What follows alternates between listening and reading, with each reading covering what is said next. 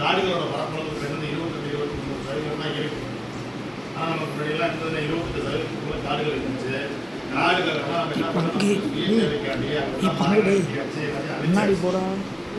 ஏன் காடுகள் போயிட்டு வாடா, இப்போ நம்ம நடப்போம் போயிட்டு வாடா, நீலகிரி, ஊட்டி, போயிட்டு வாடா பங்கு. விலங்குகள் நம்ம வீட்டுக்குள்ள வருதுன்னு சொல்லுவாங்க. ஏன் வீட்டுக்குள்ள வருது? ஏன்னா அது இருக்கிறதே நாம் முழுவதுமாக அழித்து விட்டு அங்கே போய் நம்ம வீடியோ எடுத்துக்கிட்டு வரும். நீங்க நிறைய வீடியோ பார்த்துக்கலாம், டிவியில் பார்த்துக்கலாம். மனிதனை தாக்கிய கரடி, யானைகள் தாக்கியது அப்படின்னு நம்ம நினைப்போம். ஆனால் அதோட இருப்பிடத்தில் நம்ம போய் இருக்கிறதுனால, அதோட வழித்தடத்தில் நம்ம இருக்கிறதுனால நம்ம என்ன பண்ண முடியல, நம்ம அந்த விலங்கினத்தினால நம்ம பாதிக்கப்படும். இப்போ இதெல்லாம் தவிர்க்கிறதுக்கு நாங்கள் என்ன சார் பண்ணுறது? இப்போ நம்ம காடுகளுக்கு நாங்கள் கொண்டாடுறதுனால நம்ம என்ன சார் பண்ண முடியும் அப்படின்னா, நீங்கள் ஒன்றுமே பண்ண வேண்டியதில்லை. உங்களுடைய பிறந்த நாள், உங்கள் வீட்டில் இருக்கக்கூடிய விசேஷ நாள், உங்கள் வீட்டில் இருக்கக்கூடிய பகுதியில், உங்கள் வீட்டில் இருக்கக்கூடிய இடத்துல நீங்கள் ஒரு மரக்கன்றை நடுங்கள். மரக்கன்று நட்டு நாங்கள் என்ன சார் பண்ண வரோம் அப்படின்னா, ஒவ்வொருவரும்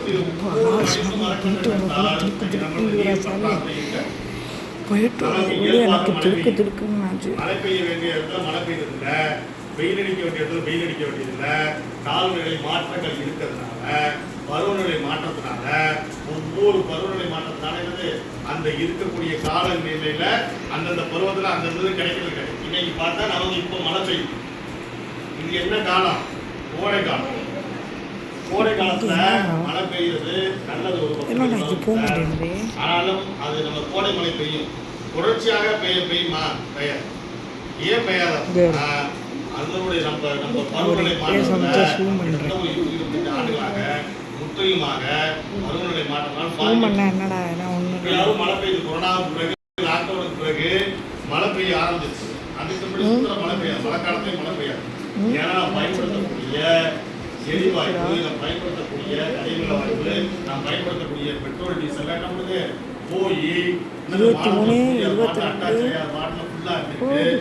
என்னது இன்னைக்கு தான் 2 தினமா? மிகப்பெரிய மாறுதல்.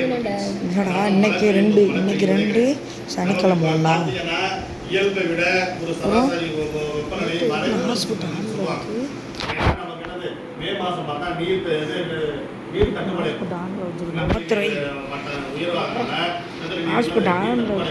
மார்ச் 22 உலக நீர் ஐநா அறிவிச்சிருக்கு. அமர்த்தினா அதுவும் அமர்ந்துருமா? அமர்த்தினா அதுவும் அமர்ந்துருமா? எல்லா இடத்துலையும் ஒரு காலம் தண்ணீர் இருக்குது, குறிப்பிட்ட பொருள் தண்ணீரே இல்லை. இப்போ நீங்கள் நம்மளே நினச்சிட்டோம்னு வச்சுக்கோங்க, இப்போ தண்ணீர் இல்லாதனால நம்மளுடைய மறுபடியும் போகணுமா? 3 நிமிஷம் உங்களால் பேச முடியுமா? மறுபடியும் பேச முடியாது. ஆனால் அந்த நீர் சத்து வர்றதுக்கு தண்ணீர் மிக மிக முக்கியமானது. இப்போ காமிக்க வேண்டாம் உங்களை. உங்களுக்கு அக்கச்சி மட்டும் நல்லா தண்ணீர் கிடைக்கிது. இன்னும் போட்டு விருதுநகர் பக்கம் போனால், இன்னும் அந்த தமிழ்நாட்டோட அந்த பக்கமாக போனீங்கன்னா அன்னைக்கு புத்தாங்கூச்சி வச்சு என்ன பண்ணுறாங்க, ஒரு இதுலேருந்து அனுப்புறாங்க. அங்கெல்லாம் தண்ணீர் பற்றாம தலைவிரித்து ஆடுது. குடிக்கிறதுக்கு தண்ணி கிடையாது. குடிக்கிறதுக்கே இங்கே அக்கச்சிப்பட்டிலே கேன் வாங்கி குடிச்சிருக்கோமா இல்லையா? ஒரு 30 ஆண்டுகளுக்கு முன்னாடி கேன் வாங்கி குடிச்சிருப்பாங்களா? 30 ஆண்டுகளுக்கு முன்னாடி கேன் வாங்கி குடிச்சிருப்பாங்களா? இயல்பாக நம்மளுடைய பைப்லையும் சரி, போர்லையும் சரி, கிணத்துலேருந்து முண்டு பிடிச்ச காலங்கள் போய் இன்னைக்கு என்ன பண்ணிடுறாங்கன்னா, இன்னைக்கு என்ன பண்ணுறாங்க, எல்லாமே கேன் வாட்டர் குடிச்சிட்டு இருக்காங்க. தண்ணியில் உப்பு சத்து அதிகரிச்சிருக்கும். இதெல்லாம் எந்த ஒரு குறைய தண்ணீரில் உப்பு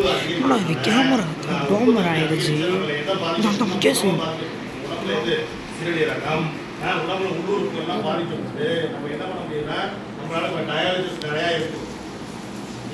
சிறுநீரகத்தில் பாதிப்பு ஏற்பட்டுச்சுன்னா நம்ம என்ன பண்ண முடியாது, மனித உயிர் வாழ முடியாது. இப்போ இந்த நீர் பற்றாக்குறையை நம்ம எப்படி போக்குறது, நாங்கள் எப்படி தான் போக்குறது? இதுக்கு தான் சுற்றுச்சூழலை பாதுகாக்கக்கூடிய வகையில் நம்ம பள்ளிக்கூடத்தில் இருக்கக்கூடிய நீர் சிக்கனமாக பயன்படுத்தும். நீ என்ன பண்ணுவ, பாலில் திறந்து விட்டு போவோம், காலை தூக்கி கொண்டு வச்சு கழுவி விட்டுமா? அதுல பள்ளியை விட்டு போகும்போது தான் பைப்பை திறந்து நம்ம பாலில் தண்ணி திறந்துடுவோம். நம்ம நினச்சிக்கிட்டு இருப்போம், நமக்கு இங்கே தண்ணி இல்லை அப்படின்னா நினச்சி ஒரு கேப்டவுன் அப்படின்னு ஒரு நகர் இருக்கு. கேப்டவுன் அவர் எங்கே இருக்கு தெரியுமா? யாருக்காவது தெரியுமா? கேப்டவுன் அப்படின்னு ஒரு நகரம் எங்கே இருக்கு தெரியுமா? தெரியுமா? தென்னாப்பிரிக்காவில் கேப்டவுன் ஒரு நகரம் இருந்துச்சு. அங்கே என்ன பண்ணுறது, அங்கே தண்ணீரே இல்லை, 0%. அதாவது கிரவுண்ட் வாட்டரே இல்லை. அதாவது 100% தண்ணீர் இல்லை நகரம். அங்கே கேப்டவுன் அறிவிச்சாங்க. ரொம்ப அந்த பட்டியல்ல நம்ம தமிழ்நாடு இருக்கிற மாதிரி சொல்லிட்டு இருக்காங்க. அப்போ இந்தியாவும் இருக்கு அப்படிங்கிற மாதிரி நினைச்சு பாரு.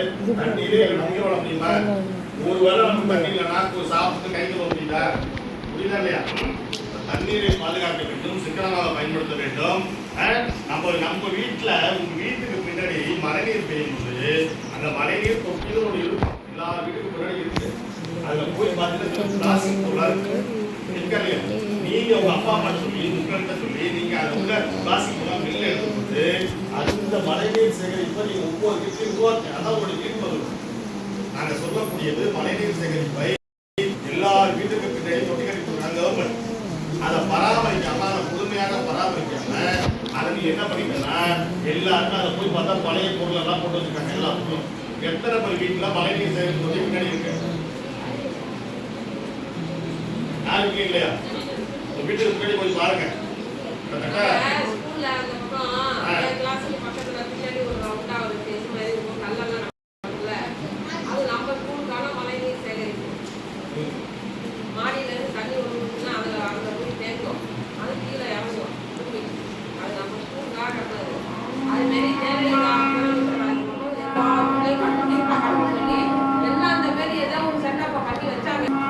போய் பாருங்க. மழைநீர் சேகரிப்பு தெரியாது. அந்த தொட்டியை பயன்படுத்தி ஏன்னா மழைநீர் நமக்கு அளவு அதிகமாக பேசாம முறைப்படி நம்ம என்ன பண்ணலாம் ஸ்டோரேஜ் பண்ணல. அந்த முறைப்படி நல்லா அது நம்ம நம்ம வீட்டில் என்ன பண்ணலாம் வானிலை உலக வானிலை தினம் கவனிப்பா. உலக வானிலை தினம் உலக வானிலை வானிலையில ஒவ்வொரு 30 ஆண்டுகளுக்கு வானிலை வேற காலநிலை வானிலை வேற காலநிலை. இப்ப நமக்கு மழை எப்ப பெய்யுது, எத்தனை நிமிஷத்துல பெய்யுது, எங்க மழை பெய்யுது அப்படி எல்லாம் நீங்க துல்லியமாக இந்த வானிலை ஆராய்ச்சி மையத்தில் நமக்கு தகவல் வந்து ஒரு காலத்துல 10-20 ஆண்டுகளுக்கு தெரியாது. இப்ப நம்ம கண்ட்ரோல் மழை பெய்யும் மழை பெய்யாது அப்படிங்கிறத வானிலை ஆராய்ச்சியில நிறைய சேட்டலைட் வந்து செயற்கைக்கோள் அனுப்பி நம்ம நிறைய கண்டுபிடிச்சிருக்கோம். நிறைய கண்டுபிடிச்சிட்டு வீடியோ முடிஞ்சவொடனே இப்போ மறுபடியும் பண்ணி கொடுப்பேன். அப்டேட் பண்ணிருக்கோம். அது போல நான் அப்டேட் பண்ணிருக்கேன். அப்புறமேல என்ன பண்ண முடியும்? மழையா பொழியும். பாட்டுல மழை பொழியும் பத்தியா?